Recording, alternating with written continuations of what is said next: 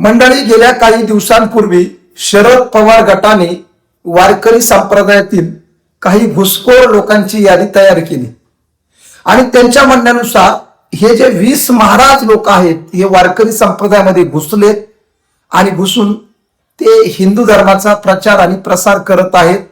अप्रत्यक्षरित्या भाजपला सपोर्ट करत आहेत. भाजपला मतदान करण्याकरिता जनतेमध्ये जाऊन प्रचार करत आहेत. हे शरद पवार गटांच्या लोकांचं म्हणणं आहे आणि त्यांनी वारकरी संप्रदायातल्या काही महाराज लोकांना घुसखोर म्हटलंय. परंतु ती महाराज मंडळी घुसखोर आहेत का नाही याचा जरा आपण डोकं ठिकाणावर ठेवून विचार करायला पाहिजे. खरं पाहायला गेलं तर त्या गटाने, शरद पवार गटाने पुरोगामित्वाचा खोटा चष्मा घालून लोकांची दिशाभूल करण्याचं काम पूर्वीपासूनच केलेलं आहे आणि त्यांच्या म्हणण्यानुसार काही मतपेटींचा बचाव करण्याकरिता वारकरी संप्रदायावरती टीकास्त्र करण्याचं काम त्यांनी जोरदार सुरू केलेलं आहे.